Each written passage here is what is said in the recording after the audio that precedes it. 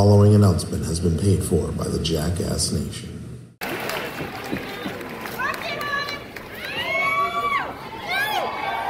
have the shoes. Already came out. Okay. Hi, everybody. How are you? Okay. We don't have a lot of time. Okay, first I want to welcome you to this glorious hour of Universal Entertainment. We've got the cast of two major films to delight you. I'm talking Glass and Halloween. Yes! So let's start with Glass. Now, yes. The first panelist I'd like to bring out needs no introduction, but he deserves one. He is a screenwriter, producer, director, and the creator of thought-provoking thrillers like The Sixth Sense, Signs, The Village, and the film that reunited the superhero versus villain trend, Unbreakable. I'm talking about M. Night Shyamalan.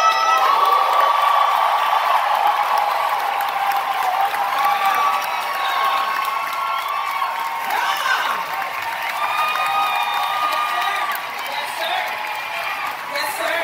Hi. You right here? So I get you all to myself for a little bit, which I'm really excited about. We are all obsessed with the superhero and villain movies that are everywhere these days, and you kind of brought that renaissance back with Unbreakable. Can you tell us the inspiration for this trilogy and tell us about your journey from Unbreakable to Split to now Glass? Thank you guys. Wow, it's so exciting to be here. I've been dreaming about being in this hall forever. Yeah, I live in Philly, and so I hear about Hall H. This is like, this is the Mecca right here. Yeah. Unbreakable. When Unbreakable came out, it was kind of a weird moment for me. I remember like the 29, 30-year-old version of myself lying on the sofa after it opened, and there was kind of a mixed reaction to the movie. And I think they were expecting a sequel to Sixth Sense or something because me and Bruce were doing a movie together, and it was very kind of, I don't know, disheartening a little bit, because I was thinking that this would have been a really cool thing, a thriller comic book movie. And I remember this is a real moment that happened. I remember as we were talking about marketing the movie, that I was on a conference call with the studio, and they were saying we can't mention the word comic books or superheroes because it's too fringe, and it's those people that go to those conventions. That was literally a quote. Wow. And that's us, everybody. And I was like, oh, and they're like, we're just going to avoid mentioning that in the campaign. So I was like, but that's what the movie is. And it was one of those kind of weird moments of feeling like the subject that I was making, would that be interesting to the broader population, which is obviously fascinating given what's happened since then. Yeah. And so I went on to make a lot of other movies, and then I decided to make smaller movies, contained movies. And then I remember that I had this idea.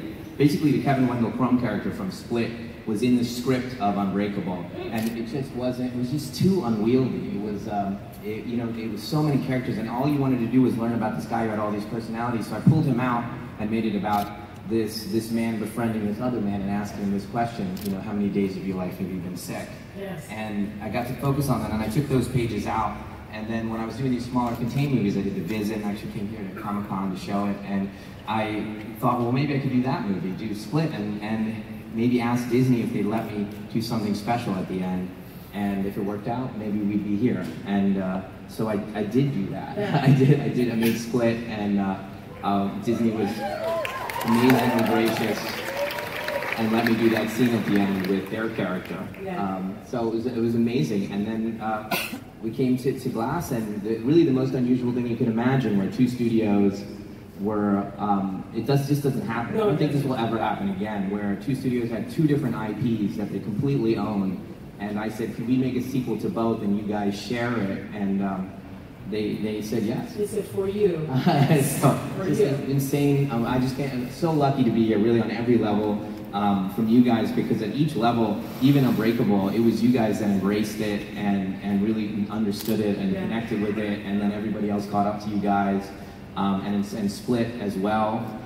So I'm just so happy to be here. And now we get Glass. Yay! Okay, what's your all-time favorite Comic-Con memory? Well, that was a really easy one, because I came here for The Visit, and we went to one of these parties here, and I was standing there, and I'd written Split, but I didn't know who in the world could play this part, and James McAvoy walks by me, and I grab him, and I go, hey, hey, I love your stuff. And he's like, hey, I love your stuff. And he had just come back from X-Men, and his hair was like, you know, 3/4 of an inch long. And I was like, this is the guy, and this is how he should look in the movie. We should do wigs, we should do makeup, we should just do it with expressions. And literally, so Split was created right here at Comic-Con, which is...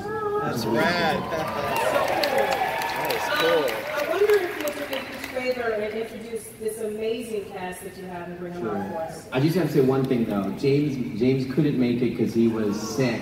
He's sick, guys. Really, really sick. And I've been on the phone with him and texting with him, and we tried to get him here from Canada where he's shooting, and he's really, really bummed. And I know he would have been here if it wasn't something super serious. So I hope he gets better. I hope you all wish him getting better. And but I do want to introduce some of the other cast members that are here. First, let me introduce Anya Taylor-Joy.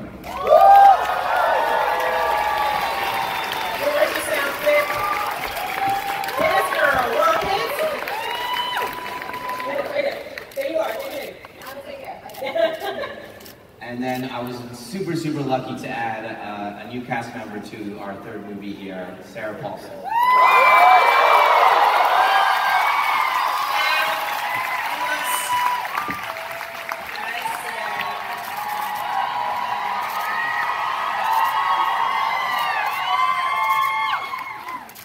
And then this was kind of a very, very special thing to me, because basically he's been my big brother, and he was the first guy that really believed in me and gave me a chance on The Sixth Sense. So I want you all to welcome Bruce Willis.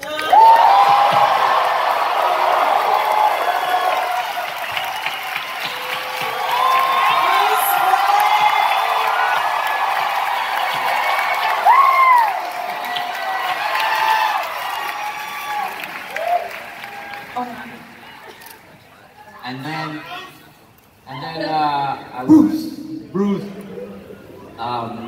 And the last person I want to bring out is the title character. I think we all know him, the hardest working man in Hollywood, yes. Sam Jackson.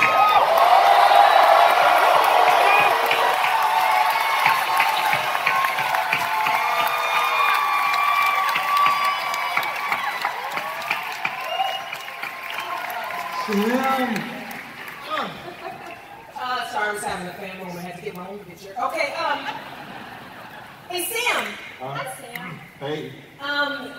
When filming Wrapped on Glass, Knight tweeted that he had to fight back tears because these are more than movies to me, he said. So what is so special about Mr. Glass to you that you said, I'm going to go back and I'm going to play this role again? I just love the complexity of Elijah. I love, that he has this mom that understands him and knows who he is. I love that he's extremely strong character who has this really fragile body, but his mind is so strong. And that he has a belief that's stronger than anything anybody can take from him. Yeah. So I just love being there. And he's quiet. Yes. He is quiet. He's always. It's unusual. See, I don't actually play the same motherfucker all the time. Keeping count, that's our first. I like the loud one. Yes. It's the first mother effer of the band. There'll be at least 5 more. Mr. Willis. Give it to him. How did Knight entice you to join Split for that surprise at the end? Did you guys talk about Glass during the time between Unbreakable and Split and all that? And was he keeping the surprise for you later? What made you decide? Sadly, I am bound to a lead pipe cinch that I really can't share anything. But there are a lot of secrets in this movie that have not been exposed. Right, Knight? That's true. I taught him not to tell too much. He didn't tell us one. No, he can't. But Bruce was really, basically I just called him and asked him. I said, hey, I had this movie Split I'm doing, and at the end, would you do this scene in this diner? And he came right away, and we just did it in one afternoon. Super gracious of him. He literally just did it, came and did it for nothing, and everybody just did it, and it was, we did this quiet. Literally everything I'm saying is not realistic, but that's just what happened. This Kevin, it's just a sweet, sweet guy. He's always been a big brother to me.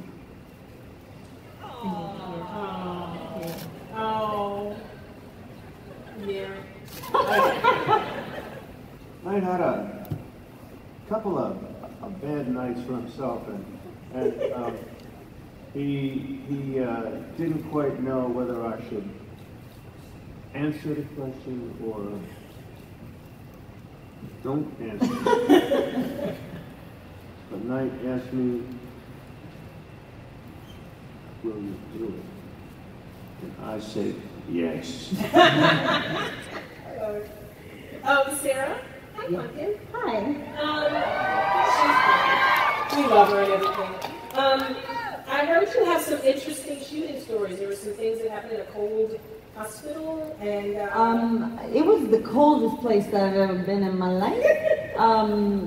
But it was actually helpful to me a little bit because, I mean, it literally was like a mile to the bathroom inside this place. And wow. We would sit between takes, there was no heat, and but it was good for my brain because I spent a lot of time trying not to have panic, that I was, you know, there's one particular scene where I'm sitting in a room in this hospital with 3 of the most iconic characters yes. that have been on film, you know, with Knight looking at me, telling me what to do and things, and I was going, I can't believe this is happening to me. So the cold was quite a good distraction. Good distraction. Yeah. But like pulling the stockings down for the peeing was not my favorite day, kids. It was not my favorite day. Was it a choice to make it so cold? They have heaters. He's, you know, the Knight's tough. He likes to put us through our paces.